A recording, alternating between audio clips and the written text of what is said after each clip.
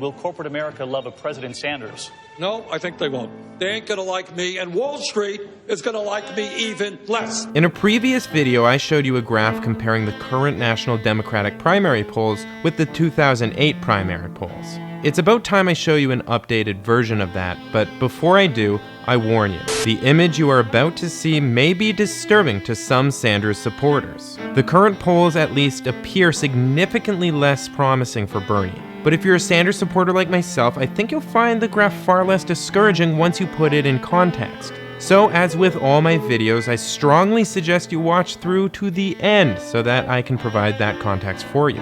That said, here's the now familiar 2008 graph. The purple line is Clinton and the orange is Obama. Now, if we plot the current polling data against this, you'll see immediately what I mean about it looking a little discouraging. While a few short months ago we saw Hillary's numbers plummeting and Bernie's numbers surging, the picture is a lot less clear now. We see a bit of stumbles in Bernie's numbers here, and though he's generally continued to rise in the polls, so has Hillary Clinton. On one hand, he's still beating Obama, but on the other, Clinton is doing much better than she did last time around. But when I look at this graph and consider the context of the past few months, as a Bernie supporter, believe it or not, I'm optimistic. And yes, I know what you're thinking. How could that be possible?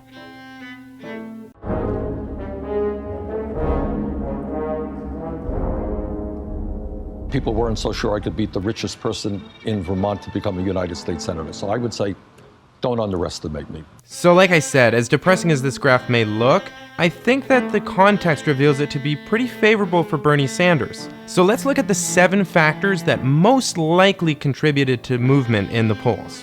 Factors that don't matter are things like voting record, mainstream media support, and who the DNC seems to be biased in favor of. These kinds of factors are generally fixed, so they don't change poll numbers over time. The factors that do are the ones in flux, things like relevant news events and campaign strategy changes. By my count, there are 7 worth considering, but if you can think of more, let me know in the comments below.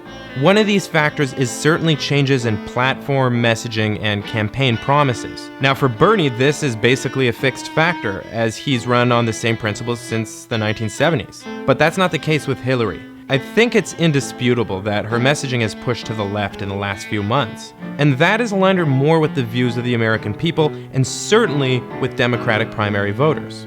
Now, I'm not saying that her platform is better or more favorable than Bernie's. I don't think it is. But her swing to the left has improved her desirability over time. So perhaps a bit counterintuitively, the platform factor has been in her favor. Name recognition is another counterintuitive factor. Obviously, Hillary Clinton has more name recognition than Bernie Sanders. I represented Wall Street as a senator from New York, and I went to Wall Street. But the change in name recognition since early October is what we want to look at here. And in that respect, Bernie Sanders takes the prize because while Hillary is just as famous as she's ever been, Bernie Sanders has become significantly more well-known over the past few months. So once again, counterintuitively, the name recognition is a factor likely to have fueled the Sanders campaign's growth. The Benghazi hearings are another important factor. While they were designed to hurt Clinton in the polls, the fact that a moronic Republican made a public statement to that effect did quite a bit to undermine the effort. Everybody thought Hillary Clinton was unbeatable, right? But we put together a Benghazi special committee.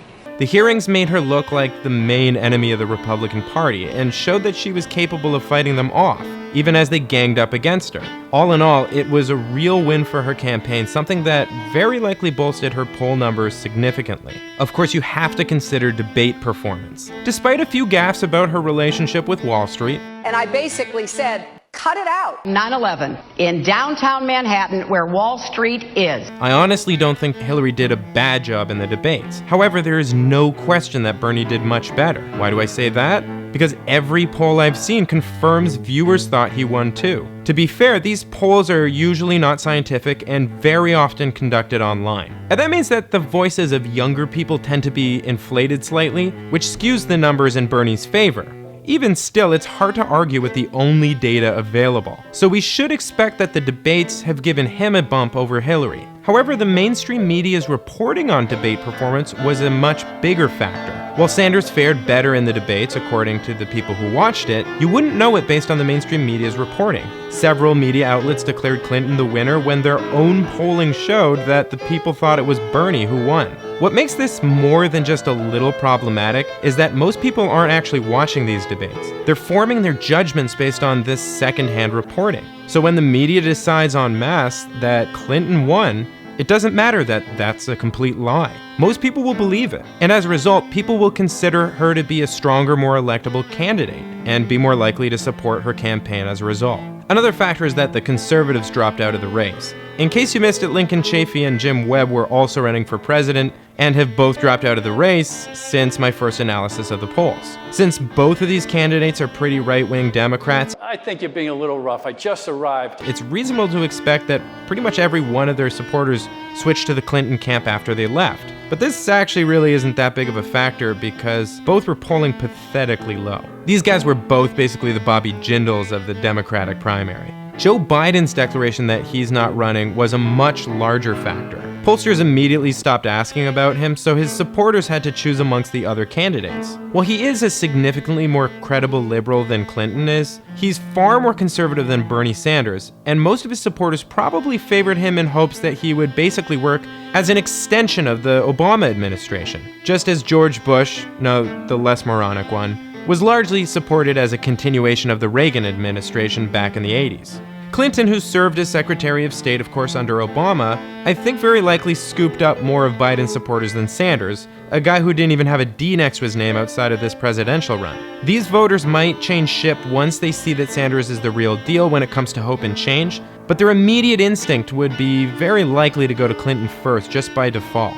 So if we look at all of these 7 temporary factors that likely affected changes in the polls since the beginning of October, 5 seem to favor Clinton while only 2 seem to favor Sanders. You'd expect then that, all things being equal, she would have seen a faster rate of growth in the polls than him.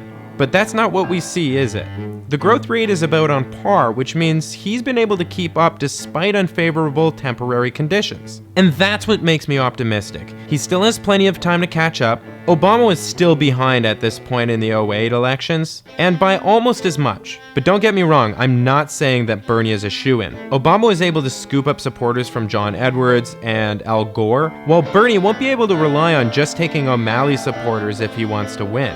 And he certainly can't rely on the DNC to be fair and objective in their treatment of the candidates, given that their chair, Debbie Wasserman Schultz, is a former Clinton campaign co-chair.